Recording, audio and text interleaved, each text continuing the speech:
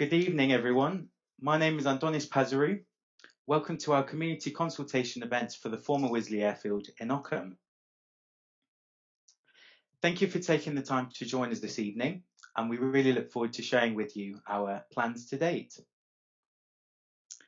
So how will this session work? The session will last approximately 2 hours. There will be opportunities to answer and ask questions later on.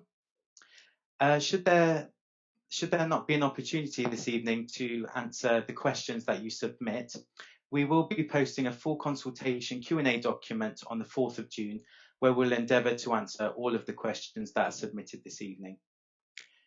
We will be recording the sessions today, and it's very much our intention to publish these onto our website, which is www.wisleyairfield.com. Furthermore, should you wish to come and see this event again, we're holding a further session on Saturday. That's this Saturday, the 22nd of May, and that will start at 10 a.m. in the morning. Furthermore, should you wish to submit any questions throughout the presentation, then please do so by clicking on the icon circled on the screen. So what will you see today? Today we'll provide you with an overview of our latest master plan. We will show you how your feedback has helped to evolve the master plan since our last consultation events in July and November of last year.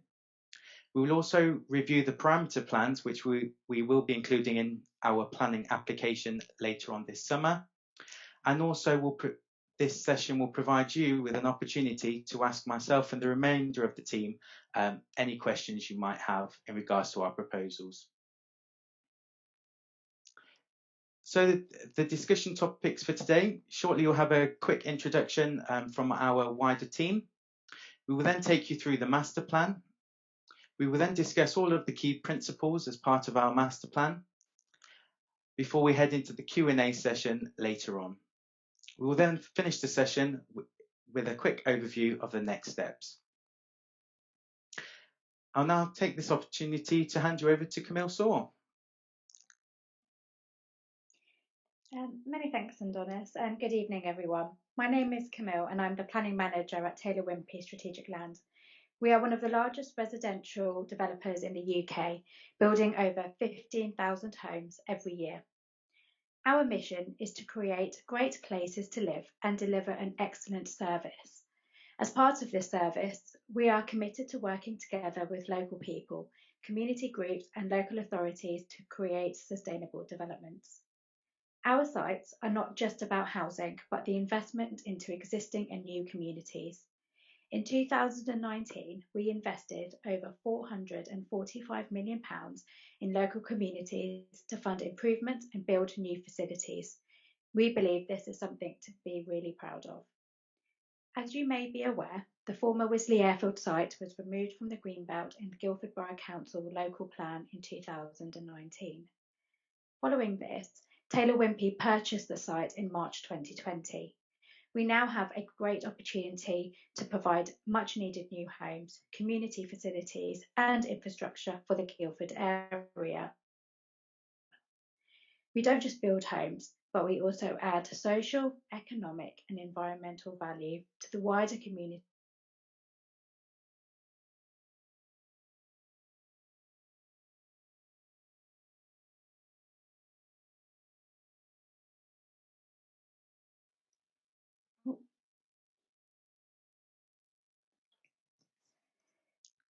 Sorry, Camille, am I back? Sorry, yes, perfect. Thank you. Sorry.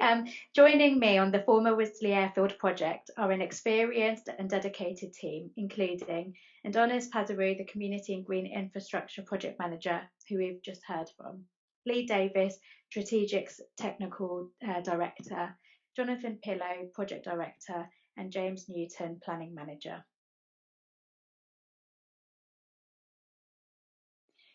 We have put together a dedicated consultant team whose ethos reflects that of Taylor Wimpey's. Our project team has many years of experience in creating sustainable developments that benefit the wider community.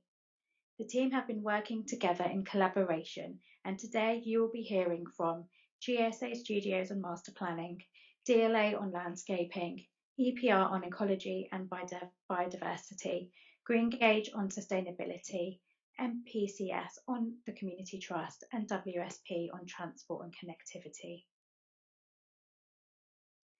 This is our master plan boundary, which many of you will be familiar with. It reflects the boundary of Policy A35 and includes additional land owned by Taylor Wimpey to the north. The land in the blue and pink is represented by CBRE and Hallam respectively. We have a landowner working group with both parties to ensure the master plan is developed as a cohesive whole. Our outline planning application will be submitted for land owned by Taylor Wimpey only. Setting the planning policy baseline for us is the adopted local plan, as well as the Lovelace Neighbourhood Plan and supporting supplementary planning guidance, which includes the Strategic Development Framework, SPD. As set out in our first and second public consultations, the adopted local plan sets the principles of development on this site through Policy A35, which seeks to deliver approximately 2,000 homes, of which 40% will be affordable, and a suite of supporting non-residential uses, mostly within the local centre. We will also be delivering a large amount of open green space, including a country park, which we will hear more on later. But for now, I will hand back to Adonis, who will go through the consultation timeline with you. Thank you, Camille. So thank you again to everyone for joining us today. We're about to commence our chapter 3 of community consultation. The commencement of this chapter is with this evening's event, so that's the event today and also on Saturday. We then, in the next few weeks, hope to go and speak to Design South East and present at our next design review panel. And then, as I mentioned before, it's very much our intention to submit our planning application in the second or third quarter of 2021. I'll now take this opportunity to hand you over to Graham Kime. Graham. Thank you, Adonis. Good evening, my name is Graham Kime. I'm a director at Gardner Stewart Architects, and we're working with Taylor Wimpey as master planners for this new settlement. Before we look at the latest master plan and images, I thought I'd very quickly remind you about what we've discussed previously in these sessions.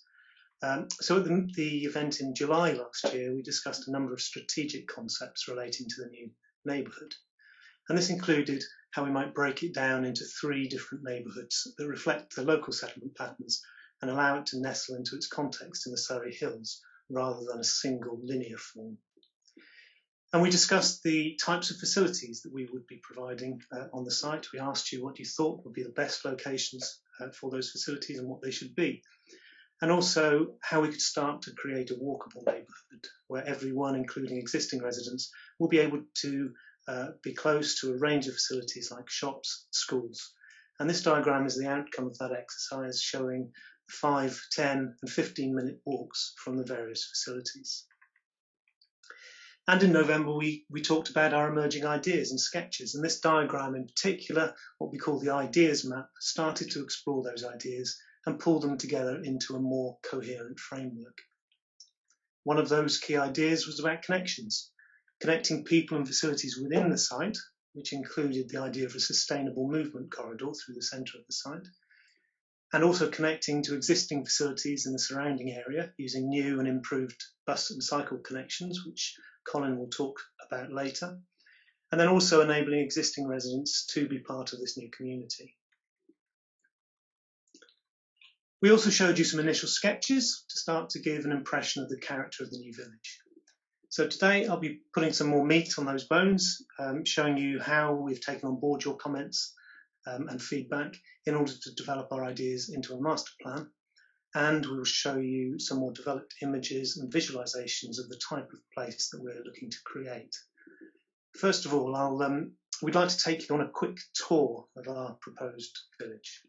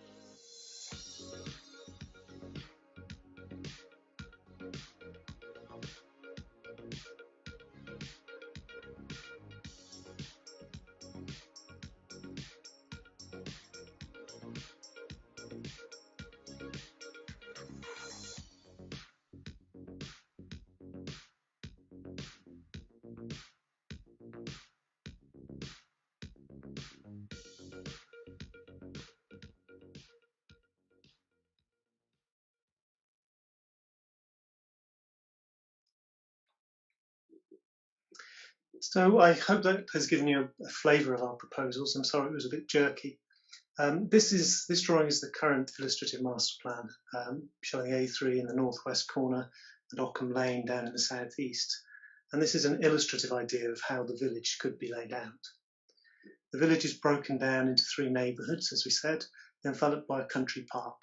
The neighbourhoods are separated by swathes of green space that we're calling the greenways, and which will be active multifunctional spaces containing play areas and growing spaces with allotments as well as lakes and ponds and a biodiverse landscape. And Sam, our landscape architect, will be telling you all about this later on. As Camille said at the beginning of the presentation, the allocated site is not all owned by Taylor Wimpey, and we're working closely with the other landowners on a cohesive master plan for the whole allocated site. But our outline planning application that we'll be submitting soon will be just for the land owned by Taylor Wimpey, which is highlighted here. And this next slide shows how the village is set in that network of green space. The country park is linked by the greenways between the neighbourhoods to create numerous circular walking routes. The village greens that form community focus of each neighbourhood, and the north-south green links that pass through each of the residential areas and the greens. And this network of open space has been built around the existing public rights of way and bridleways. Next slide, Antonis. Which pass through the village, knit the villages together, and reach out to the wider community, connecting the surrounding villages and hamlets. And these provide very strong north-south connections through the site. The east-west connections are then reinforced by the Sustainable Movement Corridor, which connects the neighbourhoods together. This is a wide, attractive and green corridor that combines pedestrian, cycle, buses and car travel, but does so in a way that encourages the non-car modes of travel. And this demonstrates our priority to design for people rather than just for cars. Pedestrians and cyclists will have priority at the junctions. There are places to stop and pause with seating, doorstep play spaces, and the space will frequently open up into the village greens and greenways to provide constant variation and interest. And we're not just proposing housing, of course, we're creating a sustainable community that contains a broad mix of uses. We want our community to have as much as possible within walking distance for both new and existing residents. Shops, schools, employment, sport and recreation, and opportunities, of course, for community engagement. The neighbourhood centre is in the middle of the site with shops, cafes, workspace and community facilities that are focused at the connection with Hatch Lane around a new market square. And that provides the opportunity for a local market, but also acts as an event space for community functions. We will also locate local shops in the 2 outer neighbourhoods so that every home is within 5 minutes walk of a shop.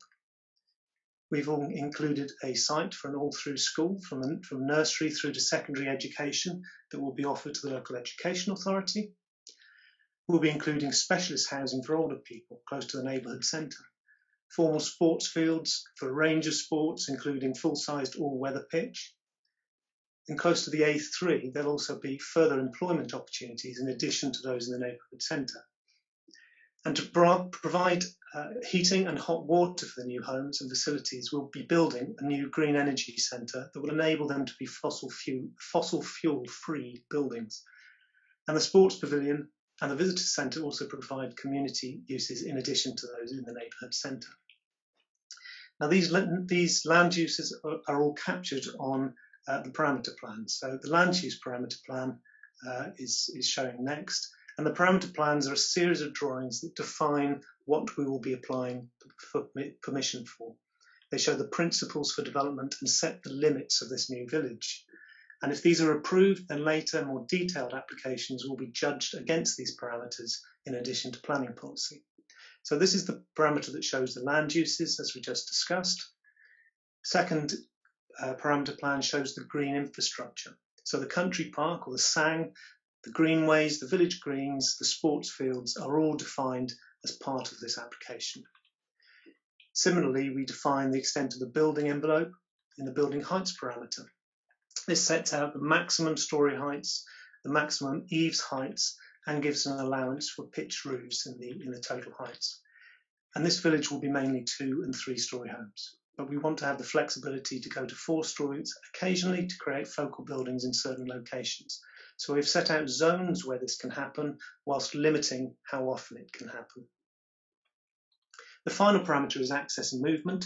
So this shows where the new accesses will be created into the site and how we'll be retaining the public rights of way and also the location of the sustainable transport corridor.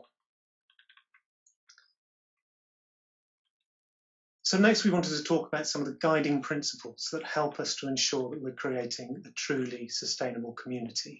Next slide, please. And we'd like to demonstrate to you how these apply to our proposals. And the first of these is the one that probably encompasses all of these proposals together, and that's sustainability. So I'm going to hand over to Rob, who'll take us through what our ideas are on this.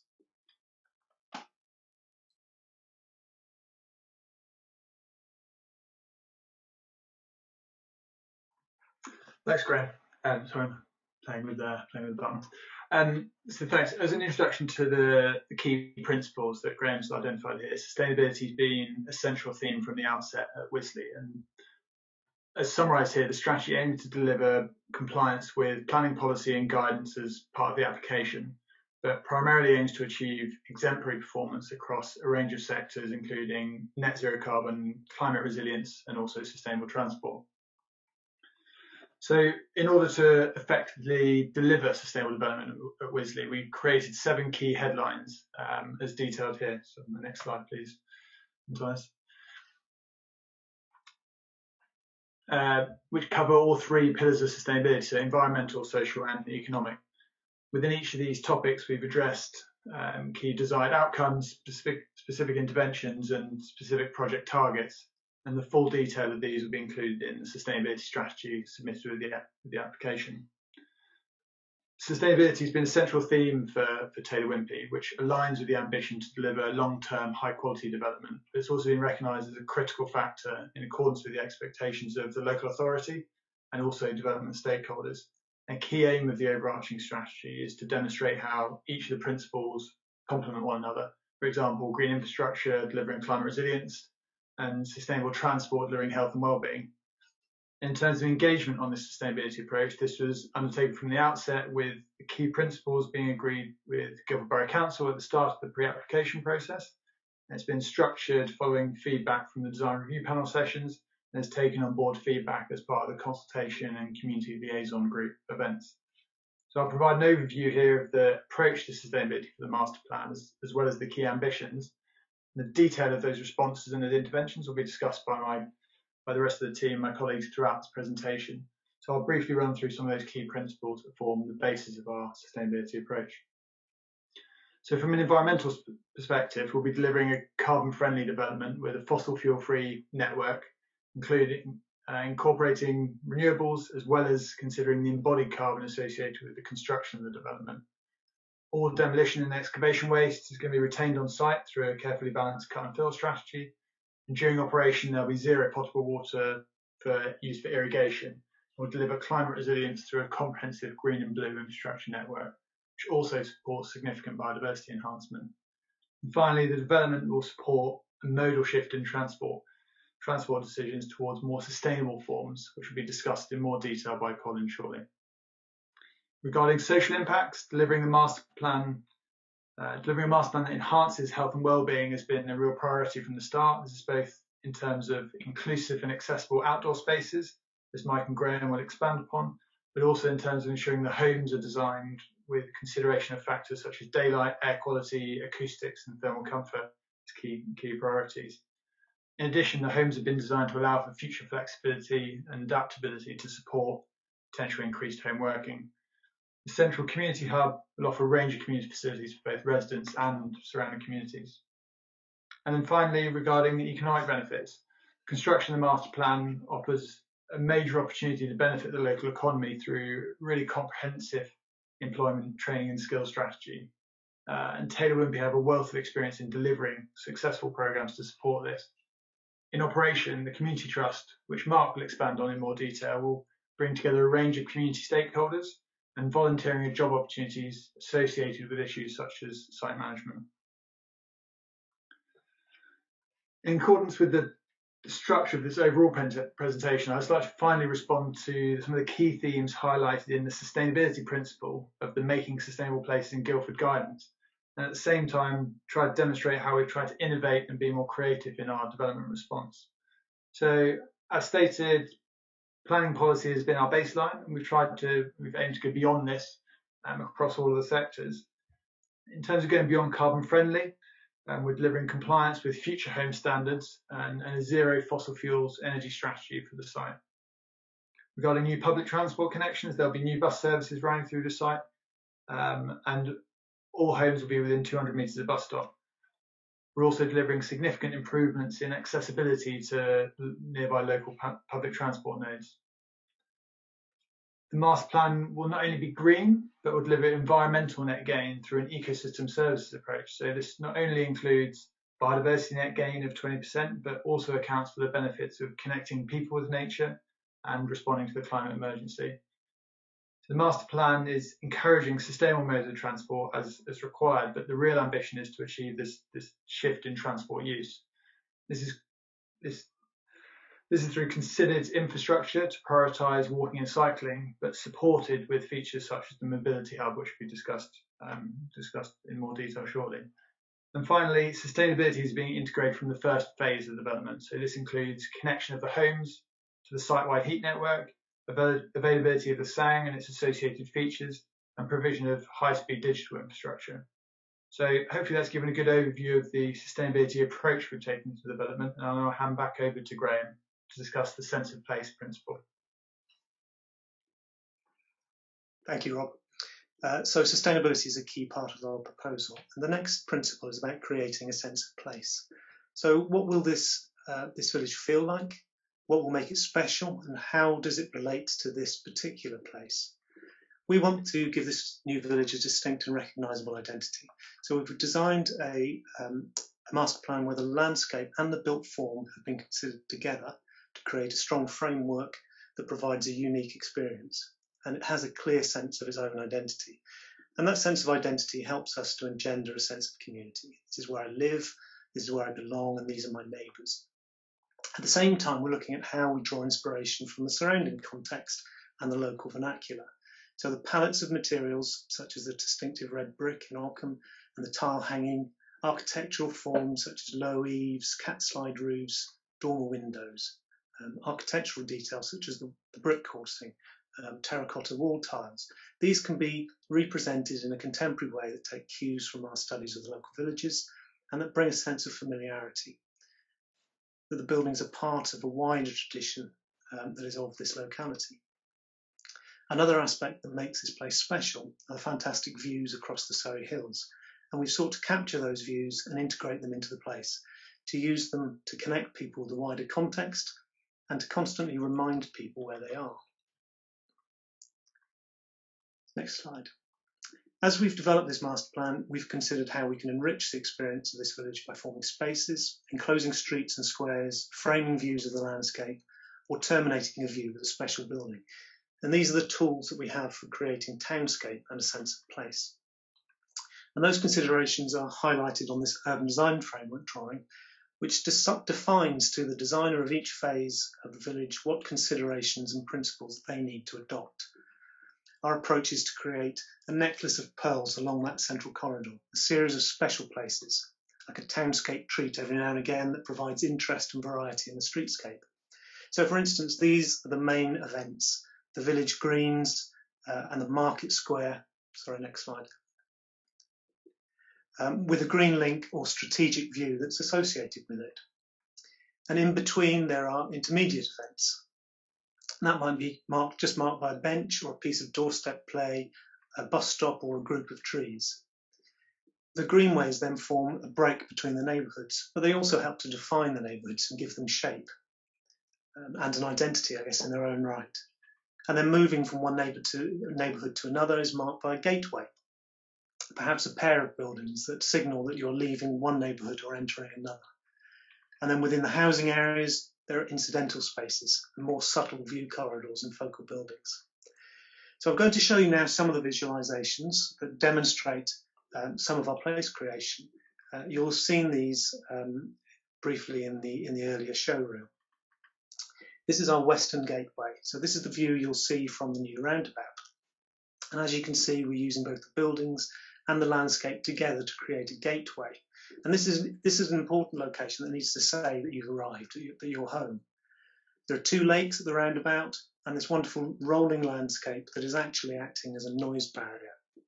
And as you look up the hill, the landscape parts, and these 2 sentinel buildings form a gateway into the village.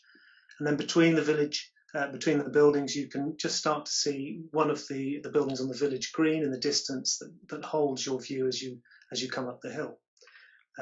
So as we come up the hill, we enter the first village green. This emerges as you rise over the crest of the hill, and you're presented with this framed view across the Surrey Hills. And this is something that we're looking to create wherever possible. We want to introduce interest and surprise into that journey, so that when you rise over the crest of a hill, or you look down the street, or you emerge into a broad open space and turn your head, you'll see a view of the vista, or a vista of the distant hills. And that's not something that you get anywhere. That's what makes this place special, that gives this a sense of place. And we've located a village green in each of the neighbourhoods as a focal space, and each green has a different character that differentiates each neighbourhood. And this green has the view and has the children's play area. And this type of semi-enclosed village green that opens out to the wider countryside is a common feature of this area. In the foreground, you can also see the segregated cycle path that forms part of the sustainable transport corridor. And that's what we're showing in this next image. This is this green and attractive and safe route that gives priority to the pedestrians and cyclists, and we hope will provide an incentive to walk or cycle to the shops rather than to jump in the car. And this in itself is a piece of placemaking. It's more than a road. It offers up opportunities for social interaction. Variation in the width of the road allows incidental spaces to open up where you can stop and sit. Incorporation of these wide rain gardens that deliver sustainable drainage and biodiversity rather than narrow grass verges. We're showing laybys from the electric car clubs, and there will be bus stops every 200 yards. And we're looking at a soft, gentle architecture with varied roof lines that draws upon the local variety that you see in places like Ripley, using local materials and local forms. And as I said, each village green will have a different character to provide that sense of identity. So in the central village, which is a higher density with some more apartments and some more townhouses, we're suggesting that the homes would be of a more contemporary character, while still referencing those local forms and materials. So this green contains a sunken informal play space and a village pond, which again contributes to the sustainable drainage strategy across the site and the biodiversity, as well as creating an attractive focal point. And in the distance, you'll see that we have introduced a small 4-storey apartment in this location, and that building marks the corner and provides a subtle variation in the townscape. And then in the eastern neighbourhood, this is the lowest density of the 3 neighbourhoods. It's more rural in character, perhaps more traditional buildings. And green links and streets radiate out from the space towards the country park and the surrounding lanes, giving it a more organic feel to the streetscape. Here we're looking to create more formal community gardens, incorporating sensory planting and communal growing spaces enclosed with clipped hedges. It's quite a different type of open space to the rest of the village. And the last image here shows a view of the market square in the neighbourhood centre, and this is the focal space for the whole community. We'll be providing a range of uses that will keep the space viable and active. There'll be a small food store together with 7 or 8 further shops and cafes. There will be a village hall, a medical facility, workspace above the shops, a school and a nursery, and also the mobility hub that is a focus for the sustainable travel choices, and that's something that Colin will discuss further. But this will be a place where people from all the neighbourhoods and from the existing community will come together. Finally, I just wanted to talk about the design code framework, because whilst we're applying for permission in outline, we're not asking for approval for the design of the individual buildings. That will come later, following more discussions. But we do want to define at this stage what sort of place this will be, and the principles that I've been discussing will be fixed in the outline permission, initially by a document called the Design Code Framework, later by individual design codes. And these types of drawings we're showing here will provide instructions to future designers to indicate that this is the location for an important landmark, or this is where we want a gateway or a focal green space. And it will set out principles of the key spaces, the street frontages, next slide please, Antonis, the key views, and the widths and the characters of the different streets, but also the palette of materials. Future detailed applications will then need to demonstrate how they have complied with these requirements. So that demonstrates our approach to creating sense of place. And the next key principle regards the sense of community. And a strong sense of community is associated with improved well-being. We cannot create a sense of community, but we can do a lot to foster and capitalise on community spirit, to encourage engagement in social activities, and to ensure that we're creating the places, spaces and the buildings where people can come together. We're working with community and culture professionals at the moment to look at opportunities for engagement in culture and community programmes, especially in the early years, in order to promote an ongoing community spirit. In a moment, Mark will discuss the role of the community trust in engendering this sense of community over the coming years. But first, a couple of slides. The neighbourhood centre, for example, next slide as well, please, will be a key community hub, bringing people together with a cluster of services and community uses such as shops and cafes, employment, education, and dedicated community buildings, as well as the market square. This is a possible arrangement of the neighbourhood centre with the shops and workspaces in the south arranged around a market square. And in the north, a community quarter, including the community centre with a community hall, the schools from nursery through to secondary education, and a medical facility. And these are arranged around a community garden and a children's play space. The building in pink is specialist accommodation for older people close to the neighbourhood centre, and this provides the opportunity for an intergenerational community. And of course, it's not just buildings, but also the open spaces, from the siting of a bench to formal sports pitches. The village greens and the village park, walking the dog around the country park, offer up our new village with a huge variety of spaces and a strong basis for community interaction. I'll now hand over to Mark to talk about the community trust. Thank you, Graham. Good evening, everyone. I'm Mark Patchett, a specialist in stewardship, legacy and charitable trusts, particularly within new housing developments. Now, the long-term ownership and management of all the community land and facilities is a fundamental part of Taylor Wimpey's planning application and will be a key tool to enable the delivery of its strategy for environmental, social and economic sustainability that Rob outlined earlier. A charitable trust will be created before first occupation, which will own and manage the sang, all of the community buildings and public open spaces that you saw in the video, and will initiate and deliver a comprehensive community development programme, getting to know the new residents, putting on events and activities, helping to manage waste and recycling, and promoting and enabling the sustainable transport strategy. The Trust will employ staff and manage its resources. It will have a governance structure of trustees made up of residents, the parish council, and other relevant stakeholders, reporting back to the annual general meeting. Board subcommittees will be created to enable residents and partners to contribute to the thinking, the planning, and the delivery of this stewardship strategy. And it will all be resourced through a long-term, sustainable, and viable financial model designed to ensure financial self-sufficiency with income from an annual charge of residents of Wisley Airfield, hiring of community facilities, and income from endowed assets.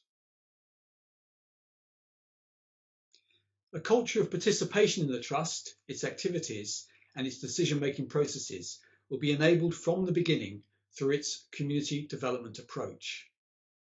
a key feature will be an emphasis on community integration, both within the new settlement and between the new and existing communities. This will be physically, as described by my design colleagues, but also organisationally, functionally and socially, initiated by the Community Trust. The Trust will be an enabling organisation, empowering and supporting residents to take initiative, to know their neighbours, start clubs and activities, and to help build that sense of community. The facilities and activities at Wisley Airfield will complement those in neighbouring parishes. We aspire to see full integration, where new residents use shops, facilities, places of worship in the surrounding areas, and vice versa. This will require working with all stakeholders, the parish councils, existing and new local residents, Ockham Parish Church, sports and community groups, Vivid, and of course, the local authority. I will now hand over to Colin to discuss the connectivity principle.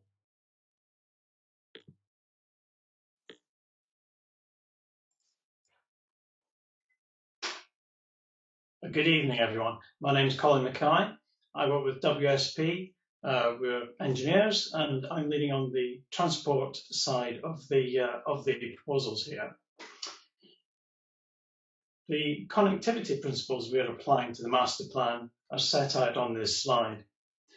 We are embracing the principle of creating walkable neighbourhoods that can serve as day-to-day needs, so we minimise the need to travel off-site.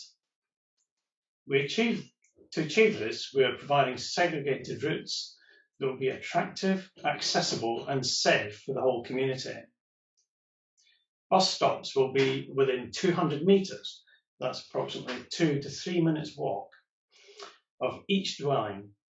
So they'll be easy to get to, and we'll have shelters and information on bus timetables. We're designing for people, not cars, making the neighbourhoods accessible for everyone and designing out car dependency. Cycle routes suitable for average cyclists will be delivered to a range of local key destinations and communities. I'll talk more about them later. The Sustainable Movement Corridor forms a spine through the community, connecting its functional areas together in a way that gives priority to sustainable transport and which sets the tone for the whole development. With attractive and easily navigated routes, it also serves to encourage community integration and neighbourliness. Whilst it provides for movement by car, cyclists and pedestrians will be segregated from cars and generally have priority at junctions. Traffic speeds will also be low at 20 miles an hour or less.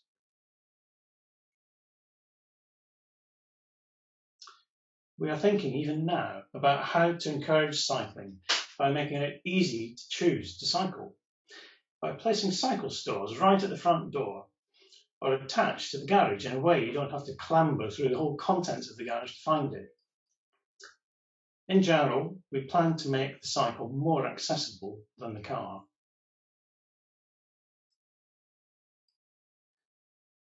Old Sang areas will allow and encourage walking and cycling. Along the southern Sang edge, this will be a beautiful natural environment built within the rolling topography, and yet with natural surveillance from the new homes. The habitat and biodiversity opportunities will be explored later in this presentation by Jodie, our ecologist.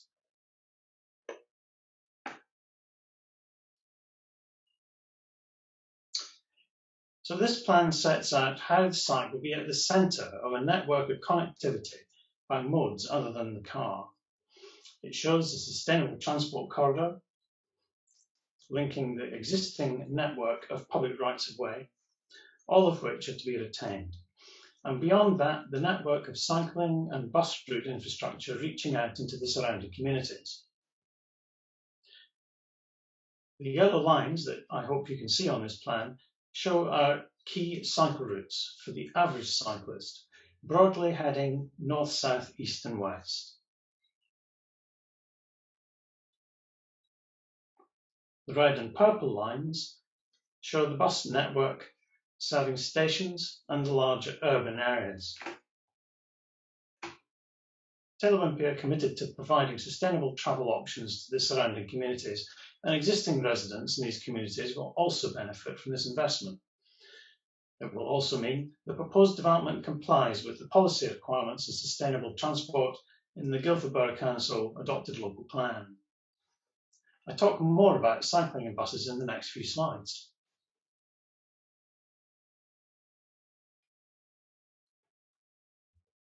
The bus routes are hopefully clearer in this slide. The blue lines show the service to the stations at Effingham Junction and Horsley in East Horsley. This will run all day into the evening and up to around midnight, providing a 15-minute service during the busiest times of the day. Crucially, it will use electric vehicles. The purple lines show the service to Guildford, Send and Woking that builds on the existing 462-463 service and increases its frequency to every 30 minutes. The yellow line, going from Effingham Junction to Cobham, shows the service that will be provided to Cobham from this side. And the choice between a timetabled route and a more demand-responsive service is currently in discussions with Surrey County Council. All the services will be provided early in the development phasings to encourage their use by residents on the site.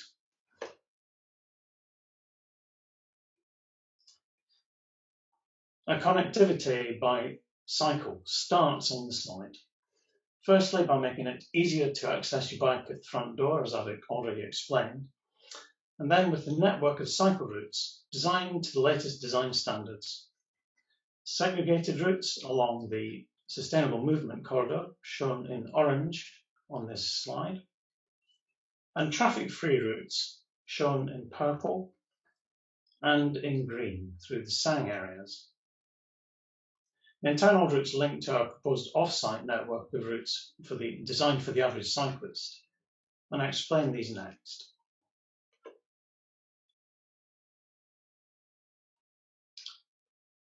We have focused on destinations for our new cycle routes in an objective and analytical way to serve as many journey purposes as possible.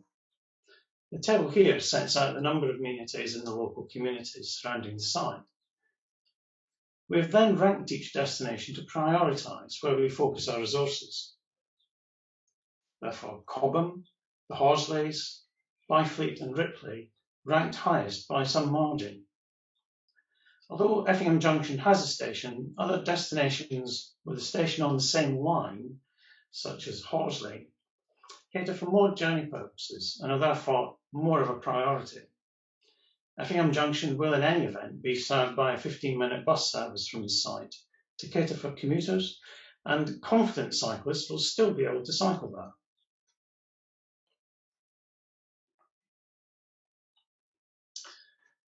So this map shows the routes we're proposing and currently discussing with Surrey County Council.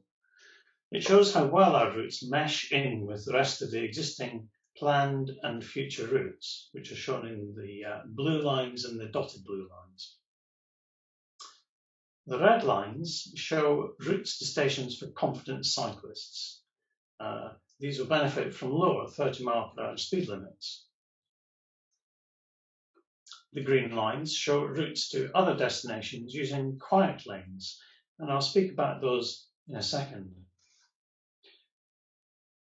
So we're using segregated and mixed traffic cycle facilities according to the guidance in the latest design standard.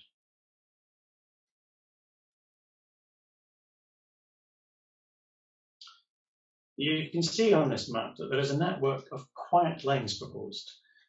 These are a nationally recognised approach and provide a safer environment for non-motorised users. Typically, they carry less than 1,000 motor vehicles per day, so cyclists and pedestrians can mix easily with traffic. We're proposing reducing the speed limits to 30 or even 20 miles an hour in some locations. The measure also protects the rural character of these lanes. We propose applying the quiet lane designation to Ockham Lane and Plough Lane from Ockham Road North through to Downside Bridge Road, to Long Reach, to Galshill Lane, and also to Wisley Lane. This is already an area popular with cyclists, so any improvements to safety will also benefit the wider community of cyclists.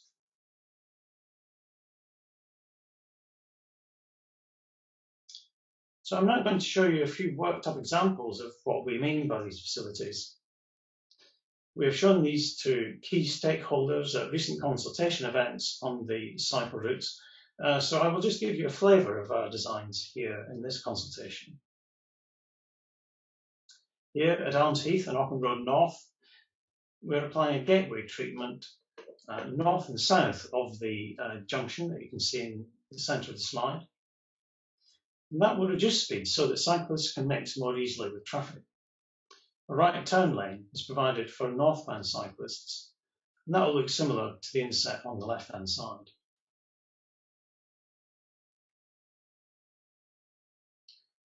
At the south end of Long Reach, we propose, again, treating the main road with gateway treatments to reinforce the 30-mile-per-hour limit and improving the public realm within the highway to enhance the experience for cyclists.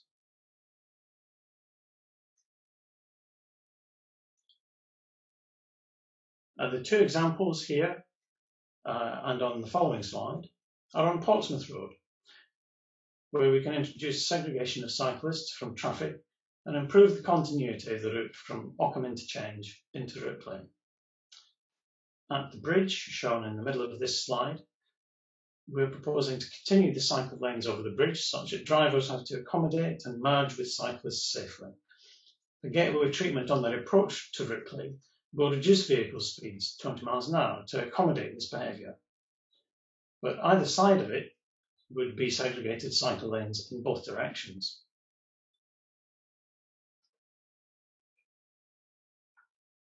Further east or northeast towards Ockham Interchange, the highway is wide enough to allow an extension of the cycle facilities already being proposed by Highways England as part of the DCO scheme at the Ockham Interchange.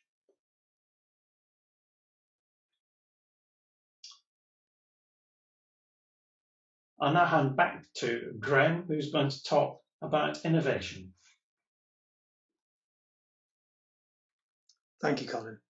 Yes, the next key principle is innovation, and this area has a rich history of innovation, from Ada Lovelace, who was involved in the design of the first computer, to Barnes Wallace's geodesic aircraft designs. We'd like to draw upon that innovative spirit in so much as it helps us to achieve our core principles.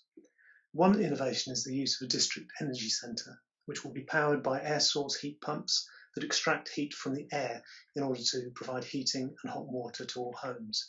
And this will mean that the buildings at Wisley will be fossil fuel free.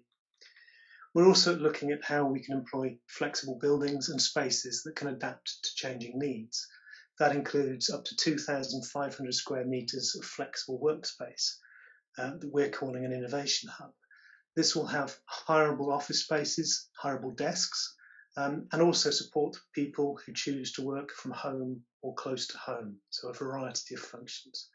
Also thinking about flexible parking spaces that can function as an extension of your garden or convert to a garden room or a home office if you choose not to own multiple cars. Other innovations include the systems of long-term stewardship that Mark has discussed earlier by the creation of a charitable trust. Jodie will also talk about our approach to increasing biodiversity and some of the more collaborative and innovative approaches we have to habitat creation. But first I'm going to pass over to Colin again to discuss the transport innovations.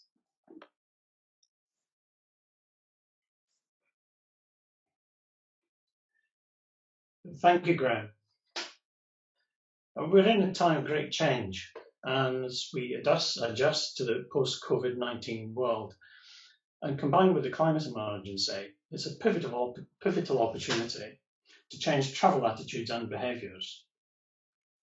Government policy towards cycling and bus transport is leading in these changes, with significant investment aimed at levelling up non-car transport to London levels. We want to capitalise on this and change behaviours. As an example, e-bikes will be a key component as they open up cycling to a wider range of people and make it easier and quicker to make a journey by bike. We see cycling and walking as the default modes of choice for travel within the village. Our proposed mobility hub in this village centre will be a key part of that, offering services to support cycling and provide a focal point for awareness events and promotional activities. There will also be smaller satellite hubs in the eastern and western villages, so travel to the village centre will not always be necessary. Car club membership will also be available using electric vehicles based at the mobility hubs, as well as last mile deliveries to parcel lockers. Our innovative and flexible approach to transport will make the most of this golden opportunity for change.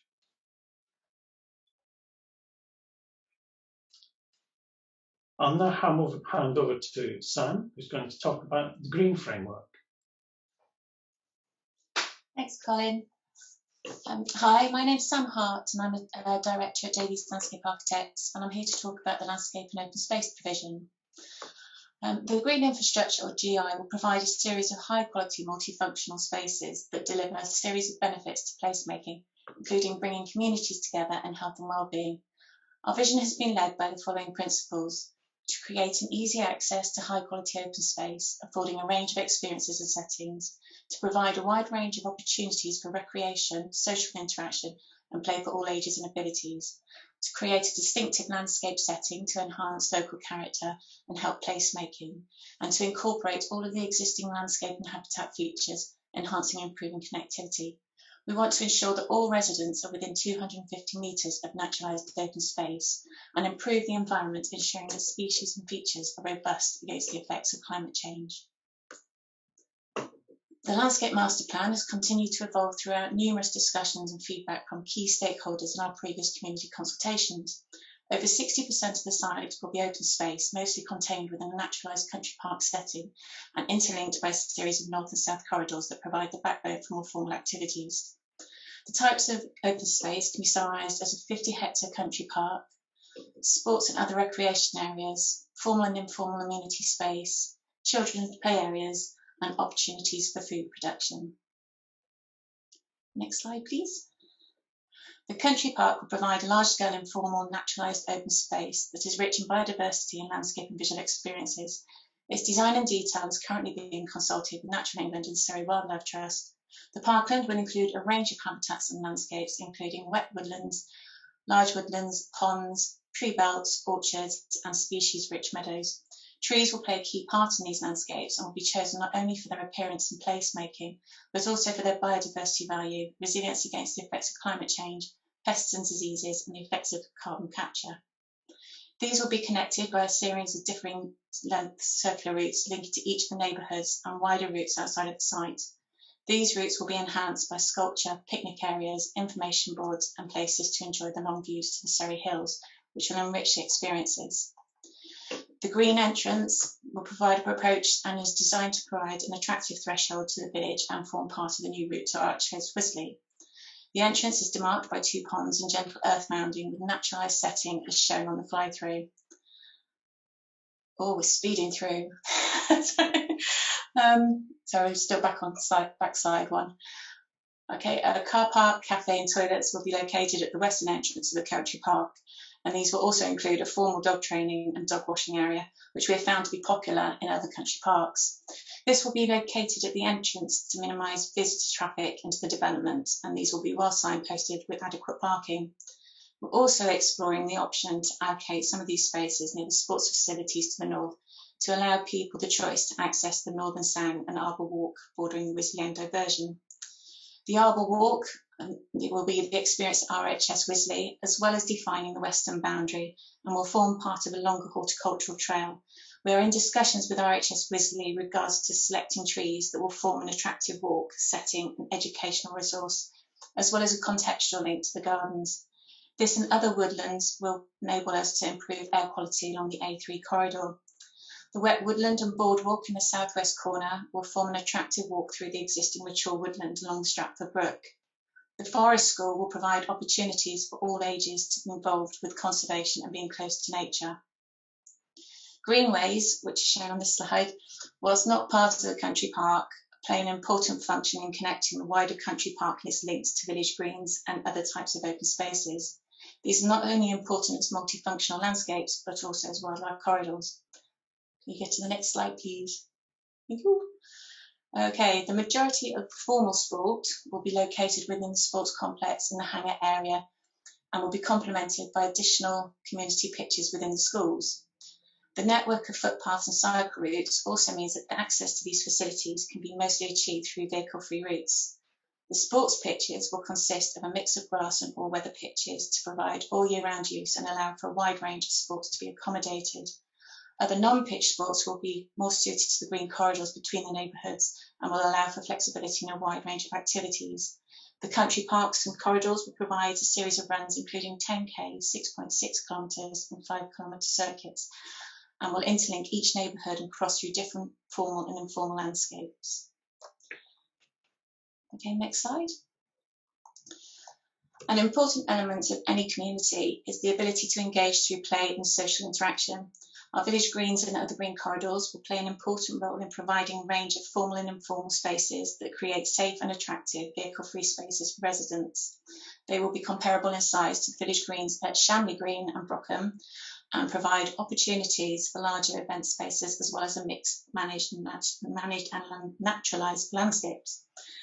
Smaller pocket parks will form part of the central hubs of each neighbourhood and will lie at the intersections of pedestrian routes, including those of the wider country park. These are more intimate spaces within the development areas and are generally bounded and overlooked by houses.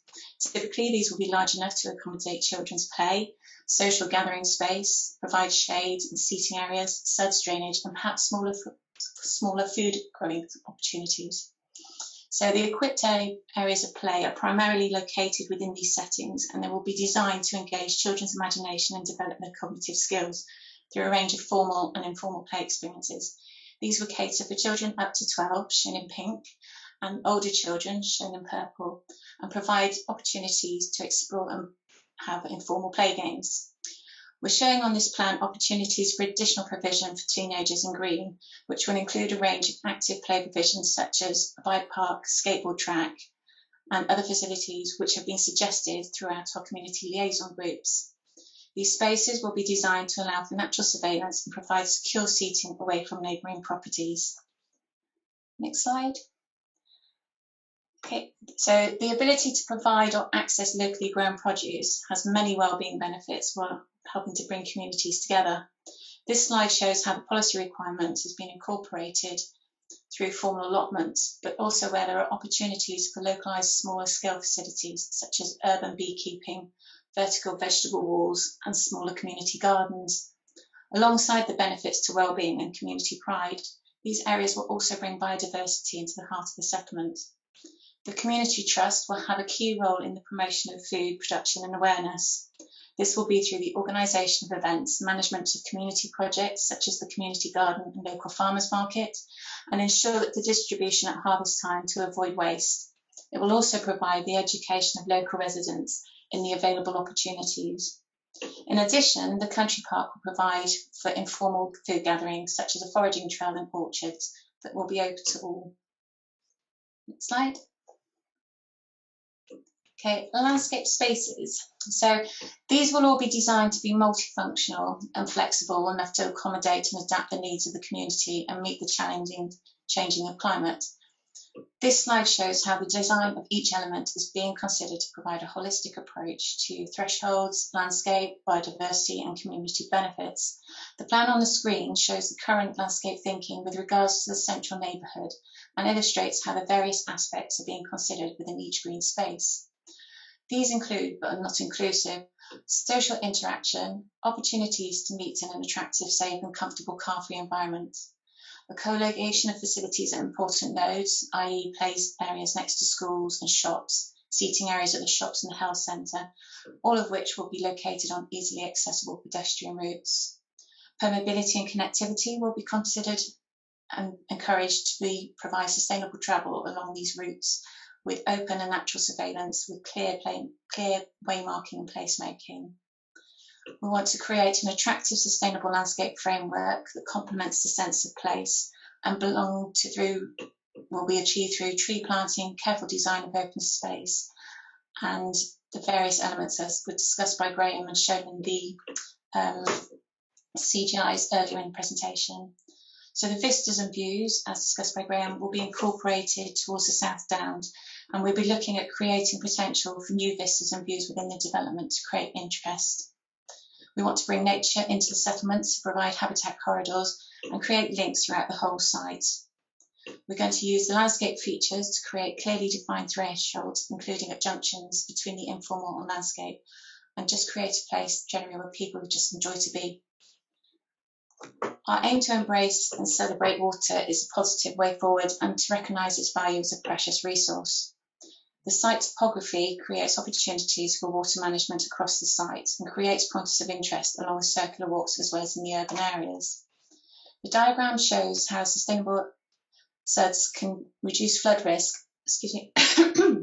and positively enhance the setting, providing opportunities not only for play and improved biodiversity and air quality, but also opportunities to recycle water, both within the building design and the open spaces. The rain gardens and roadside swells within the development areas will give way to broader linear swells and naturalised ponds within the country park, and will provide a range of different habitats and opportunities, not just for wildlife and children's play, but even areas for dogs to swim. So I'll now pass you on to Jodie, who will discuss ecology. Lovely. Thank you, Sam. Hello, my name is Jodie. I'm a senior ecologist at Ecological Planning and Research, or an ecological consultancy. And for those of you who haven't seen me in previous consultations, my job, or our job, is to ensure that ecology and wildlife are taken into account in all aspects of the project and are protected as part of the scheme. And we have carried out a wide range of ecological surveys over the years to make sure that we know what's there on site and how different species use the habitats on the site and surroundings. And as a result, we've been working very closely with the rest of the team that you've heard from today on the different plans and designs that we've been showing you. So this slide to open is just to really illustrate that, as you probably know, the vast majority of the site at present is in intensive agricultural use, which is generally not very wildlife friendly. So we really have a big opportunity here to reverse that, and on a scale that is not often seen with new developments. So we've combined your feedback with some of our ideas, and over the next few slides I'm just going to wrap up the presentation today, just showing you a few of the key features that we will put in place for wildlife.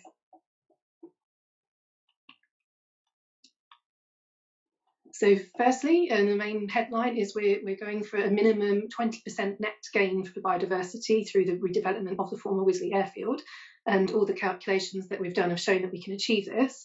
It's well above the 10% target, the national 10% target that the government are putting forward through their environment bill that's going through Parliament at the minute. So it's something we're really proud of and really chuffed. And we can do this because we have over 60 hectares, which is 148 acres or so, of green space to play with, in the country park that you've heard about, the greenways, the green corridors as well. So if we just wanted to tick a box with this, we could just have some mown grass and put in some paths. But honestly, that would be a huge waste of that space. So as you've seen, instead, we're going for more of a mosaic of wildlife habitats, so wildflower meadows, woodland, scrub, butterfly banks, ponds, all that kind of thing. And also retaining the majority of the non-agricultural land that's already there, so the scrub and the woodland around the boundaries and at the western end of the site. And that also includes, I don't know if you know it, but this amazing veteran oak tree on the slide. Everyone's taken a picture of it if it's been there. It's on the southern boundary. And I'm just going to show you, I don't know if you can see on your screens, but I've got a little baby oak tree here that I planted from an acorn from that big veteran oak. I've got a few of them at home that I'm growing on in pots. And if I can keep them alive, fingers crossed, I do plan to plant them out one day in the country park as like the little children of the beautiful oak tree. Also, just to say, we have heard in previous consultations there are concerns about will wildlife be disturbed in those big spaces because there'll be people, obviously now a lot more people. So this is definitely something we've thought about carefully with the design. We've made sure that there's plenty of areas of cover, dense vegetation and screening away from the footpaths and the areas that will be more busy, that will be less disturbed. And because it's just such a huge site with so much space to play with, we can achieve that. And in our experience as well from creating other similar country park sang environments, the huge increase that you get in wildlife habitat and food resources, it offsets the effects of some disturbance as well for most species. Next slide, please. Thank you. Yes, so another thing I can update you on, which is super exciting, is we're working with the conservation charity BugLife, and they're all about insects and bugs, and they've recently launched a project called Beelines. And what they've done is they've mapped out current existing hotspots for pollinating insects all around the country, so existing nature reserves, for example. And then they've drawn links between them, almost like a roadmap for bugs. And they BugLife want to deliver new areas of wildlife or wildflower-rich habitat in those beelines, which will be like stepping stones between the existing hotspots. And as it happens, Wisley Airfield is directly inside one of these beeline links. So our country park and everything else is going to deliver the biggest beeline site to date, which is fantastic.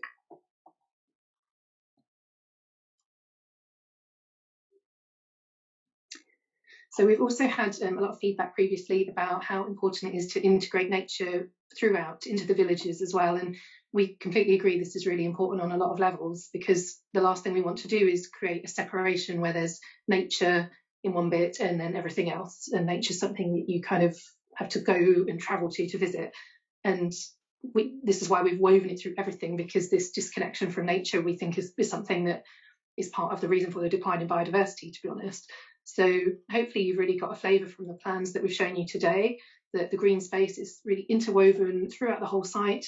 And it is hard to get a sense of scale, I think, from the plans and how large the site is. But the green corridors, the big ones between the villages, are super wide, like 80, 100 metres. And even the smaller ones that look quite thin on your screens, they're at least 20, 30 metres. So there's lots of space in there for planting trees and hedgerows and wildflowers and things.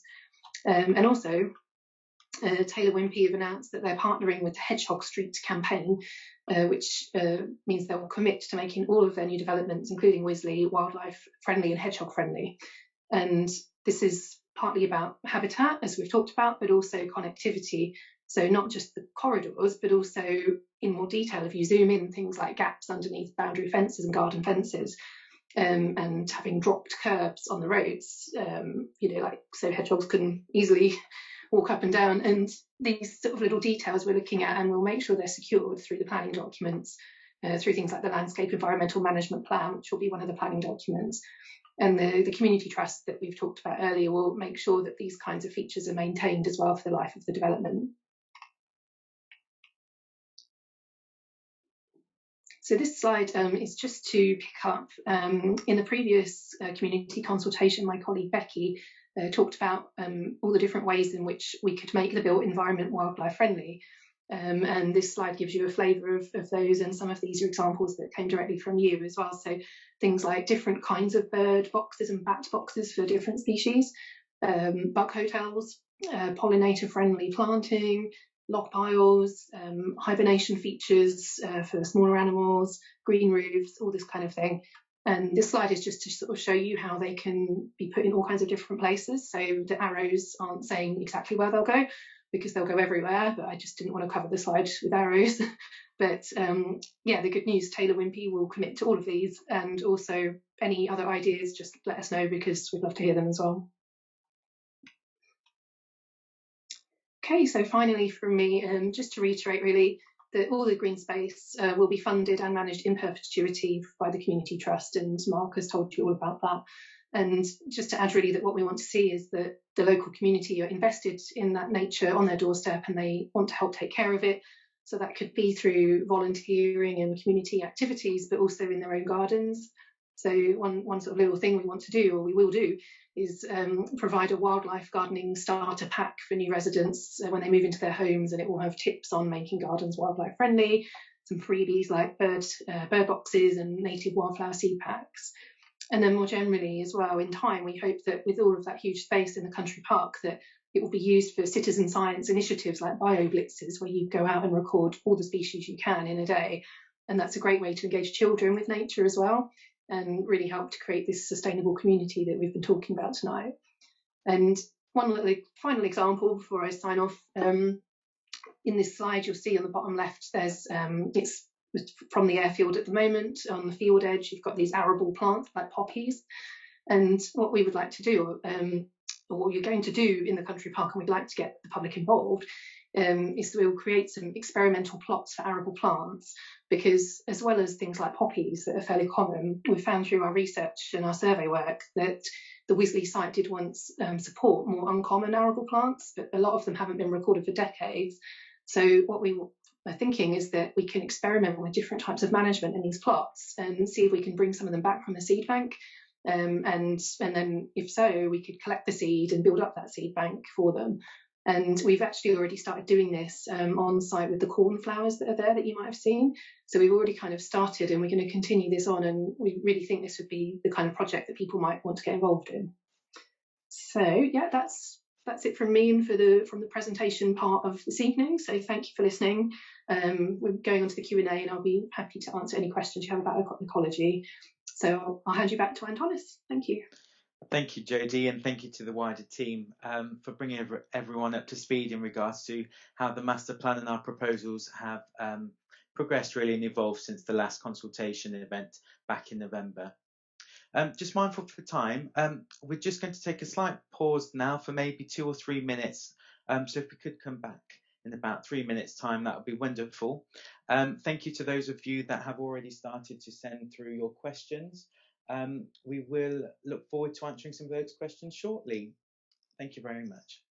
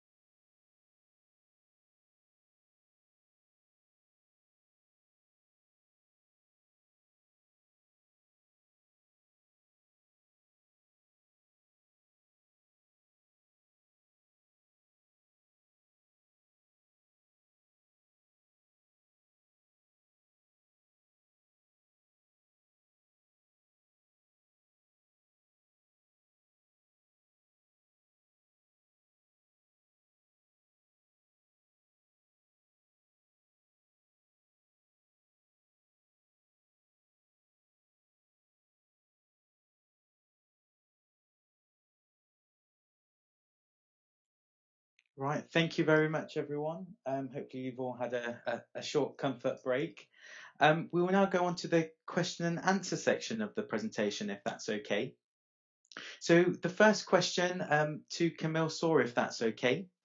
We have a question from Christopher. The Further delay by Highways England of the M25A3 junction until November 19th of this year, which is critical to the site access, must have severe ramification on Taylor Wimpey's timetable. Please detail exactly how the timetable is affected by way of this delay. Hi, Christopher. Thank you for your question. No, it's a really good question, isn't it? To be honest, we're still planning on submitting our planning application Q2, Q3 this year. The Wisley Lane diversion, which is being proposed by the DCO, is early in their development timeline, and we will be delivering homes in line with that. So. No real impact at this stage on us. Thank you. Thanks, Camille. We've had an anonymous comment. How is the community trust to be funded? By service charge? So the residents will pay for this, not Taylor Wimpey. So probably over to Mark Patchett, if that's okay. Yes, sure. Yes. Well, it's again obviously a very good question and a very important one, which we've been working on through the financial model. So I say a financial model has been prepared, and that's designed to ensure financial self-sufficiency through a range of means. But yes, part of that will be through income derived from an annual charge on residents of Wisley Airfield. It'll also be derived from revenue-generating assets designed to deliver that precisely in income to support some of its costs, particularly for some of the wider, more strategic facilities, and also from charges from endowed community facilities, the community buildings and the sports facilities and so on. So as people use them, they pay a contribution for some of that use. Always, of course, intended to make sure that's affordable for everybody, no matter what their income levels. And then the trust will be underpinned in the early years with revenue and startup funding from Taylor Wimpey. It's a very important part of this process until the thing gets up and running and is fully viable. So I hope that helps, Antonis. Yeah, thanks, Mark. And indeed, it was very important. I think I've mentioned this before, to get you in particularly involved with this, Mark, because obviously we are designing a new community and want to ensure that once Taylor Wimpey have left, that we're still proud of it, that it's a place that will last the test of time and will be run, managed and monitored. So no, thank you, Mark. We have a question from Cara Lee. What is the type of energy in the Green Energy Centre? So could I kindly hand over to Isabel, if that's okay? Yeah, no problem. Thanks, Antonis. Thank you. So in order to reduce our carbon footprint, we've committed to being a fossil fuel-free development, which we're really proud of. And therefore, we've developed a heat pump-based centralised energy centre. So the energy centre will provide heating and hot water to all the buildings across the site, and the heat pumps that are within that energy centre are air sourced, which extracts heat from the air and uses that to provide heating and hot water to all the homes. That will then be partnered with a thermal store, which works similar to kind of like a battery, I suppose. And the electricity that the heat pumps are powered by will be partly offset by solar PV panels, which are installed around the site as well. Thank you, Izzy, and I know you've put in a lot of work into our energy strategy, so thank you for giving that breakdown. No problem. We've had another anonymous comment. What evidence can you give of anything that you have implemented following consultations with the community so far? I could probably pick up the very first thing that we've done to evidence, and indeed that was, if you go on to the Fulham Wisley Airfield site at the moment, you'll see our on-site security. The on-site security was a consequence of the feedback from our local neighbours who mentioned about antisocial behaviour. So even before we started to engage publicly in regards to our plans for the Fulham Wisley Airfield, we listened to our neighbours, and that's something we've obviously introduced. Indeed, probably handing over to Graham, there's the community helped to inform our first iteration of the master plan, as it very much Taylor Wimpey's intention was to look at this as a blank sheet of paper almost, and really start developing the ideas and proposals for the Fulham Wisley Airfield from the first consultation that we had with you back in July. So, Graham, I don't know if it's worth maybe just explaining about how even the form, the linear site, the clusters, how it became 3 neighbourhoods and not one linear site, the location of some of the non-residential areas, which was all Certainly. feedback from the community. Yes, Antonis. I mean, we've taken this approach sort of one step at a time. The first presentation that we gave back in July last year was really looking at a series of options that we addressed, or we identified a number of issues that we wanted feedback on, such as the form of development, such as the location of the facilities, whether it should be a high street, whether it should be a neighbourhood centre with outlying local shops, where some of the employment should be, where the gypsy and traveller sites should be, and there was some quite strong preferences that came out of that exercise, which we used to put together the initial master plan, which again we consulted on in November last year. So we've gone through a process one step at a time. First of all, looking at the options. Secondly, putting some suggestions together and asking how people felt about that, and that's helped us then put together the approach that we have now. So it's been quite a linear process, and that can be seen on the website, as Antonis said, in terms of showing the evidence of how that has happened. Yeah, absolutely, Graham. And I think the website, for those of you who haven't seen the website, which is www.wisleyairfield.com, there's quite an extensive document library on there. So within there, you'll see our community liaison group meetings, presentations, and meeting minutes.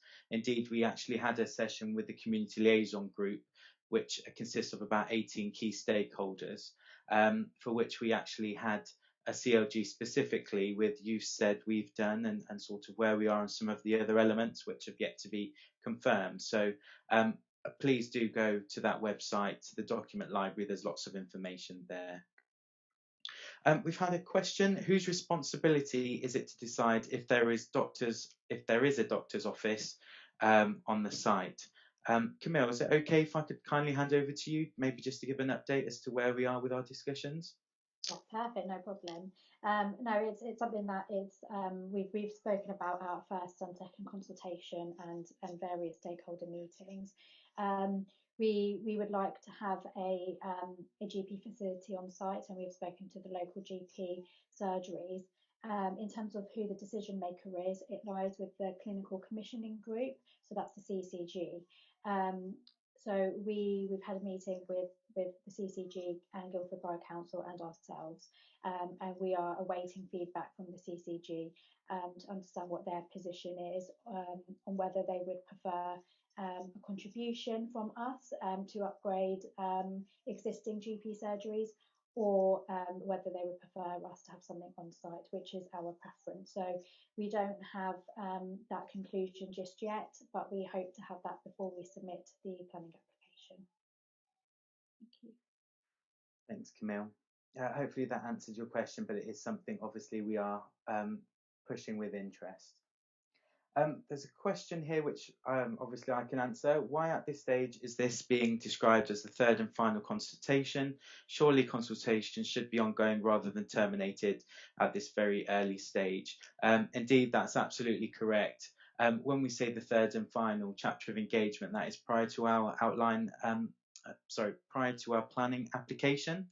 Having said that, we do still have the design review panel.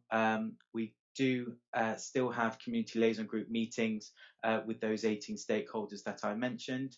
We also have further engagement with key stakeholder groups. There's various parish councils that have requested to meet with us prior to submission, as well as other sort of stakeholders and neighbours. In fact, Camille, it probably might be worthwhile just to explain actually our application in regards to the parameter plans and sort of where we've got to. I know Graham went through the 4 parameter plans, because just to make sure that people are aware that obviously the detail of the houses, the materials and things will not be something we'll be submitting, but I'll hand over to you to give a bit more clarity on that point.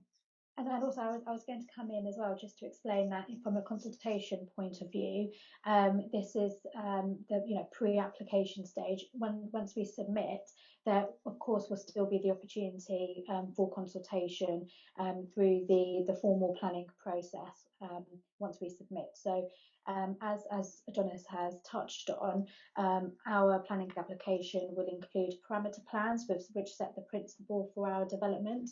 And if that application is consented, that will be followed by a set of reserved matters applications. As Graham touched on, that will then include the detail of the homes and the details of each parcel to make sure that each parcel is delivered and is technically robust from a design perspective. And there will be the opportunity to be consulted on during the outline planning application stage and also the RMA stage. So yes, please be rest assured that this is just the pre-application stage. There is a long way to go. Thank you, Camille. But equally, if there are any questions, queries that anybody has after this consultation event, then please do feel free to email our communications company, and obviously those messages will be passed down to the design team, and we'll do our best to respond to any queries you might have. We've had a further question. So we have a question from Janet. Where is your consideration of Ockham? It's a beautiful space and the peace and the villages. So where is your consideration of Ockham? Its beauty, space and the peace and the villages. So Graham, maybe a quick overview in regards to our consideration of Ockham itself. Thank you, Antonis. Yes, it's a difficult question, of course. I'll just start by saying that the site has been allocated by Guildford Borough Council as the new sustainable development through the local plan as a way of addressing their housing need.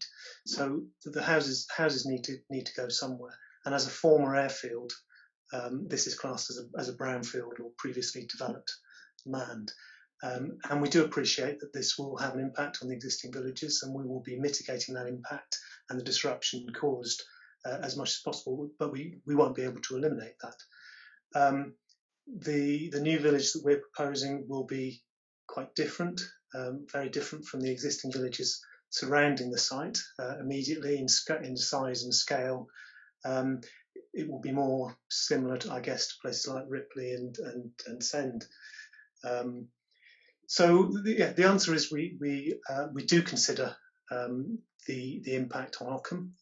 We do look at how the development will be seen from Ockham, and generally the Ockham is quite well contained, and with the extra mitigation and landscape and everything else that we're doing on the site, I think that that our development will be quite well screened from the site. So we'll be looking at all of those issues to make sure that can work.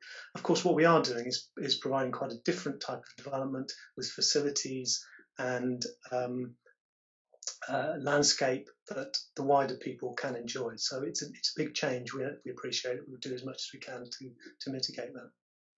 Yeah, but again, Graham, I think you made a valid point. The former Wisley Airfield sits within the necklace of hamlets around the site, and indeed the village square itself that we're proposing is at a really important almost cross section that will link all of these hamlets together, and indeed actually the Ockham parish hamlets together in one central place, really, which is I think a bit of a void at the moment from a settlement pattern forms. Absolutely, Antonis, absolutely. Yeah. So again, not forgetting the benefits this site will bring to the existing residents, shops locally. So all of these things will obviously respect and enhance sort of the surrounding area as well. We've had a question. How can we get a copy of the slides you have showed us? So that's a good question. After the second community consultation event, which is on Saturday, we will be uploading this recording onto our website. So that's www.wisleyairfield.com for you to review the slides and obviously hear back from us all in more detail. So that hopefully has answered that question. Further question, given the temperatures are rising, what building techniques and materials will ensure that dwellings will stay cool? For example, like a church. So maybe one for Isabel, even sure. Rob, and no doubt Lee Davis will probably want to chime in as well. So I think it's a bit of a group response, this one. So Izzy, over to you. Well, yeah. So I mean, it's a really good question and one that we always need to consider. So our homes have been designed to have a high level of natural ventilation, which really helps to ensure temperatures stay within appropriate levels. We've tested the effectiveness of all of our homes, the effectiveness of that ventilation on all of the homes. And to do that, we build thermal models of each of the dwellings and test their performance against future weather scenarios. And that makes sure that they're not just comfortable today, but also are future-proofed against that changing environment that you mentioned in your question. Absolutely. I mean, you said it so much better than I, Izzy. The reality is temperatures are rising. We know that. Guildford have declared their climate emergency. We, as Taylor Wimpey, firmly believe in responding to that and helping the climate. Our homes will be comfortable and cool, and we believe in passive design. And what I mean by passive design is not necessarily technology is bolted onto buildings, but more so a fabric first approach. So while we always think about keeping the heat in cold weather, that also does the inverse and keep the warm weather out as well, making sure the houses are ventilated well. This is all going to be requirements of building regs that are coming to us anyway, and we're responding in that fashion. I mean, we've even gone one stage further to undertake an overheating exercise on the actual development, and we're really comfortable with where it sits at the moment. So we're really pleased with that. Thank you, Lee. Thank you, Izzy. We've had a further question. What is the purpose of the asterisks on the primary and secondary schools bullet on the early slide? Camille, I believe this is in regards to the allocation, the A35 breakdown. So again, really good actually opportunity to give an update in regards to the secondary school. Yeah, so that is basically just to note that the primary and secondary school would be delivered as an all-through school. So it's a conversation that we are having with Surrey County Council and Guildford Borough Council. Surrey County Council are the education authority, so they are giving their advice to ourselves and GBC, and us with GBC and Surrey County Council will decide what is best from a primary and secondary school provision. But we have the land on our master plan to provide both if necessary. Yeah, I think that's an important point, Camille. We're providing for both. It's ultimately not our decision. We are providing for both scenarios, though. Yeah, exactly. Thank you, Camille. We've had a question. The three neighbourhoods in Graham Kime's presentation do not appear to show the traveller sites. How will the location of such enable integration of the traveller community with the neighbourhood residents? So Graham, I don't know if it's worth just going back to how we see the Gypsum Traveller pictures incorporated into the Western neighbourhood and sort of its proximity. Again, that was feedback from the community. And I think whoever it was is correct. It is an oversight, and I think we should correct that line in the for the presentation on Saturday. The Gypsum Traveller pictures have always been considered part of the East neighbourhood. We've located them in consultation with the local authority Gypsum Traveller officer, and they provide, I guess, this balance between self-containment and integration. So we've talked to the G&T officer about the arrangements of pitches. They're in this sort of open horseshoe arrangement, which means they're all facing onto an open space, and this is something that's been recommended to us. But they're also within easy access of the local facilities and the schools, and very much part of the community that we're trying to create.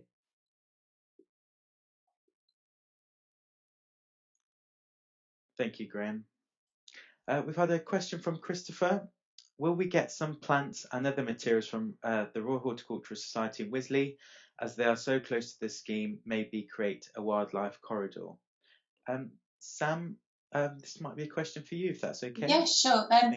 We've had several meetings with the team at RHS Wisley, primarily to start looking at the Highways England scheme with the Wisley Lane diversion, which brought out some really interesting discussions. And as part of that, that was sort of where the Arboretum walk within the western side of the site sort of came into our design, and we wanted to have a really clear link with RHS Wisley. So the horticultural train will go up through the Arboretum and link up to RHS Wisley and form part of the attractive threshold to the gardens themselves. As part of that, Matt, the head gardener at Wisley, has very kindly given us some species lists and pointers, because obviously as a horticultural education site, they're very keen on looking at species that are disease resilient, that grow in this part of the country, and they look at climate change. And these aren't necessarily going to be your standard bulk standard native list. We're looking at bringing in species that will, we know are going to survive for the next couple of 100 years and create this fantastic parkland landscape. So we are looking to work with Wisley to sort of develop that more.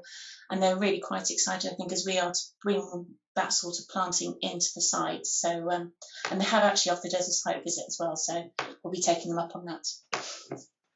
Thanks, Sam. And as you probably would have seen, it looks like Jodie's already starting to plant a lot of the trees at home. So, yeah. Yeah, I don't think we're going to need any plants. Jodie's supplying them all. Oh, yeah, by the looks of it, yeah.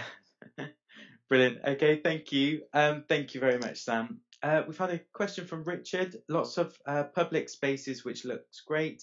Does each accommodation unit have private space for families to entertain and enjoy their own space? Which again, I think is really important as part of our responding to the pandemic in a way, and sort of our mental well-being, which I know is something we take a lot of pride in. So Lee or Graham, would you like to respond to that question? Yeah, sure. I can start off by answering a simple yes. I mean, all properties will have amenity space. We're not just providing private amenity space within the dwellings themselves, but we're going and providing an extra 50 hectares of country park too, as well as another 10 hectares of other open space. So not only can you get your private amenity space, you've got other space to enjoy too. Thank you, Lee. I've just seen another question. It might be from a different Richard, so apologies. But for you, Izzy, I think when you was talking, you mentioned about a site-wide heat network. So do you mind just explaining that a bit more, if that's okay? What is the site-wide heat network? Yeah, sure. So the energy centre that we've talked about is located in the northwest of the site, so it's away from the centre of the community. But it does provide that thermal energy to all of the residential and non-residential buildings. So it does that through a network of underground pipes that essentially pump around heated water to each of the buildings. There's then an interface at each of the buildings so that the two systems are kind of disconnected. So it'd be similar to any other utility supply that you'd have to a typical home. Thank you, Izzy. We've had a question from Clive.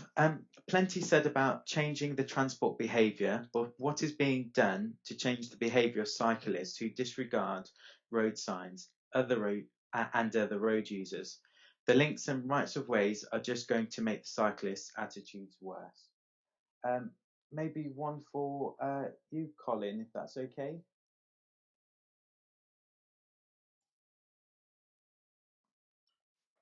Thank you, Antonis, and thank you, Clive, for the question. As I said in the presentation, this area is very popular with cyclists and cycle groups, and in fact that's due to the as we know, there's a strong historic legacy of cycling through the area, stretching way back as the Ripley Road. And also the 2012 Olympic route. So I think it's a difficult one to control, because obviously people cycle through the area but because of that heritage and the knowledge of the importance of the area for cyclists. Our proposals will obviously create quiet lanes along a lot of the routes, and they'll also create segregated routes, particularly on the Portsmouth Road, which will be a safety benefit for all of the users, so not just residents, but also those other cyclists who have begun to popularise the area. The fact of cyclists disregarding road signs and cyclists' attitudes is a tricky one to deal with, but our approach with the residents on our site will be very much towards educating them through the various programs that we'll be putting forward as community activities for people to get used to the routes that we're providing, not only on site but the routes beyond our site towards the local destinations. And as far as general behaviour of cyclists and drivers is concerned, of course, the new highway code consultation, we need to see what that brings about in terms of, if you like, new rules for how cyclists and drivers interact. But let's not forget that when cyclists and drivers come together, generally it's the cyclist who comes off worst. So it is always best if the drivers can be very conscious and careful as they drive through areas, especially when they're designated as quiet lanes, and obviously there will be pedestrians and cyclists around. So I think it's a question of education on both sides, if it can be so bold.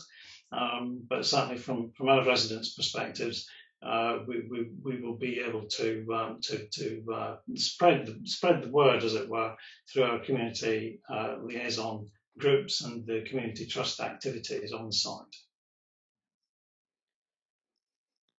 Thank you, Colin. We've had a question really about excellent biodiversity plans. How do you de-risk financial challenges that would mean these incredibly added value elements don't get cut when push comes to shove in the build? Or does the taxpayer have to make that happen?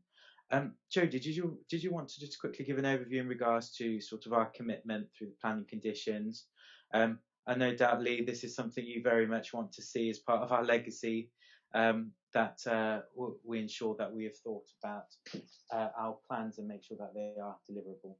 Absolutely. This is part of the overall proposal. It's part of the reason why we submit a planning application and how the local authority tie us into certain things to basically challenge the developers to deliver. And that's what we're here to do. So the proposals we've put in front of you today are things that we think are a good idea. We still want your feedback. We're not there yet at the submission stage, but we want to be proud of a development once we start and get through halfway through and finish. And skimping on certain things which we think are good ideas is not the way we are going to go about our business. Plus, we have the planning conditions to tie us into it, which we think is okay, and we're all for it. Yeah, exactly. Our job as ecologists is we will write up these documents, so habitat creation and management plans, things like that, the landscape environmental management plan as well. We write those documents, and our job is to make sure that we capture all of these elements in those, so that then that document as a whole, compliance with it, will become a planning condition. And then our job going forward is to keep on top of it as well and make sure that things are implemented where they should be, and that we are on site supervising things when we should be, and so on.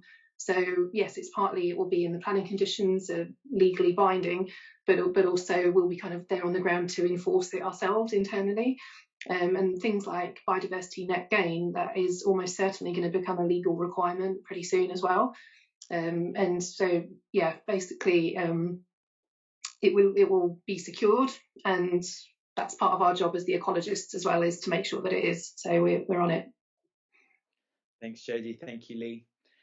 We've had a question from Gerard. Apart from the designated care facility, what percentage of the housing has been designed with access for people with limited mobility? Graham, I'm not sure. I can answer say- this. 100% of the development will be designed, and this is a very proud fact that TW want to point out. Our houses are designed to something called an M42 compliant, which is a building reg standard. Now, this goes above and beyond what you would expect of a developer to provide.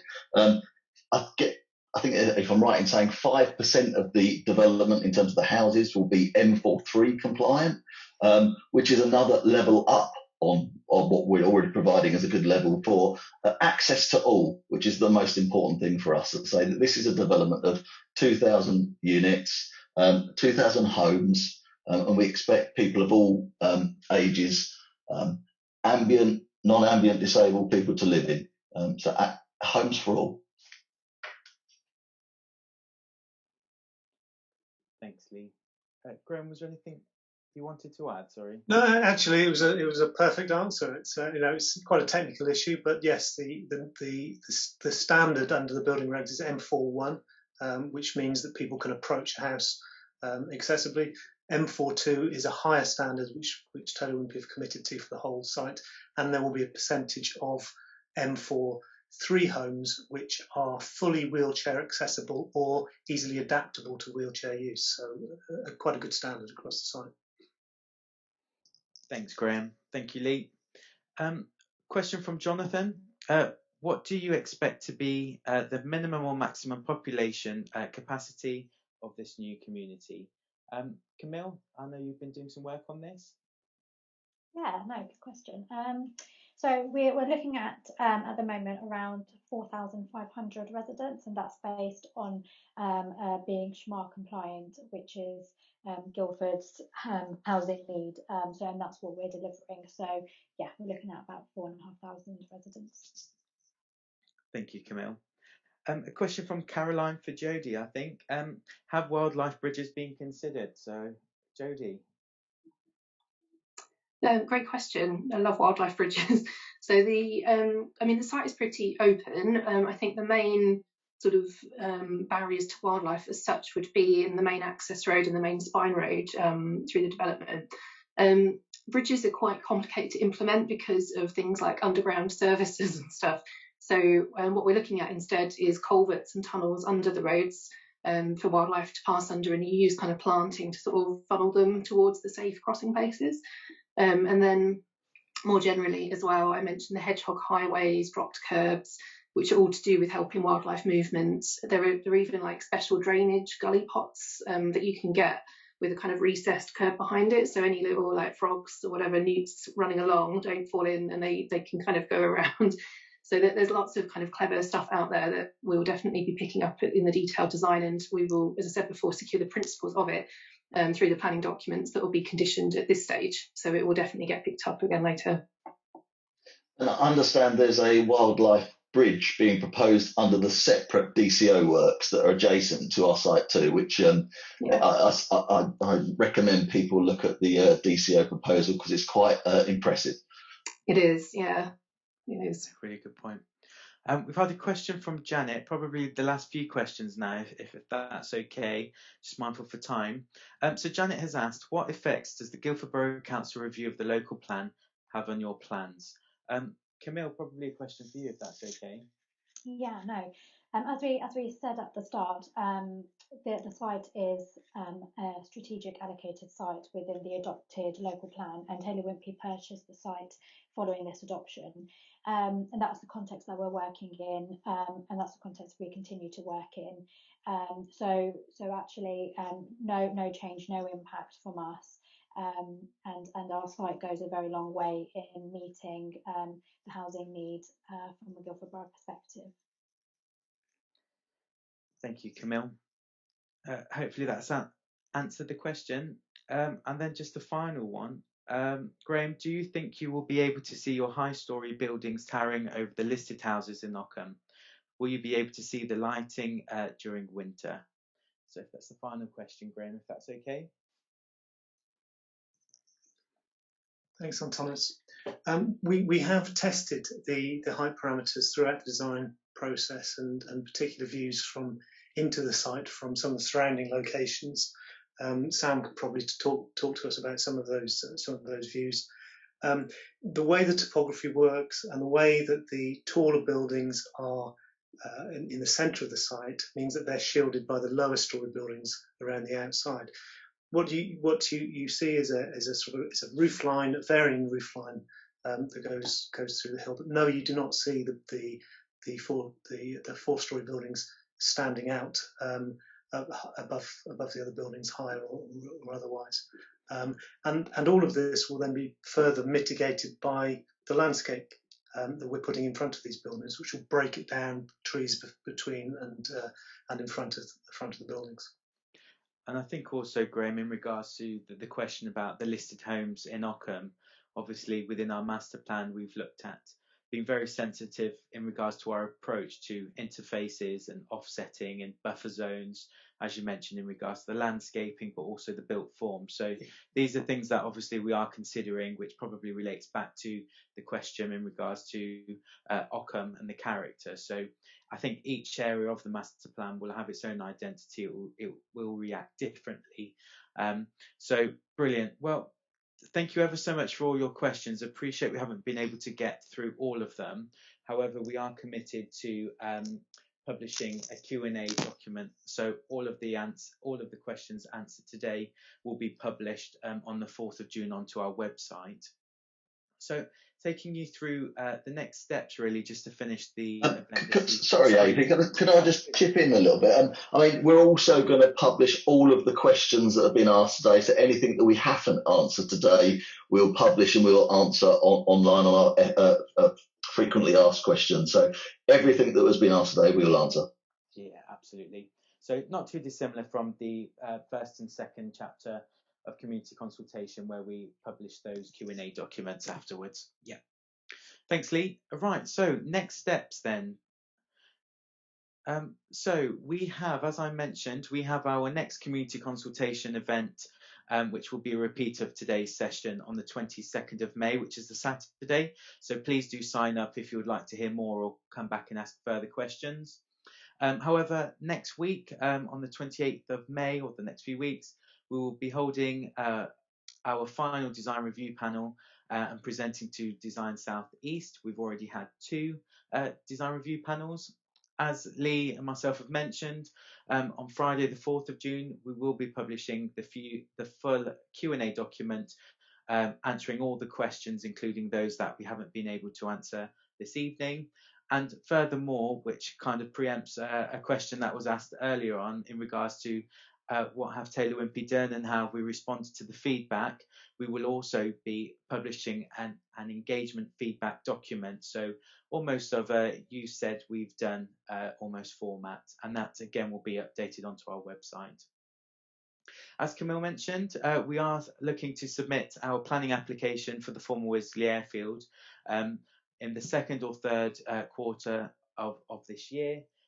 Indeed, as we've mentioned, there will still be some engagement events, but please do reach out to us directly if there are any questions, queries that you would like to ask. But thank you for attending. Please do complete our feedback form, which will be sent after the community consultation events have finished. Please do sign up to our newsletters, as indeed we are still committed. Even once the planning application has been submitted, we will of course keep our regular newsletters in circulation, keeping you all informed. But thank you again for your time this evening, and thank you to the design team for presenting. We greatly appreciate your feedback and your questions. Yeah, thank you, everyone. Thank you.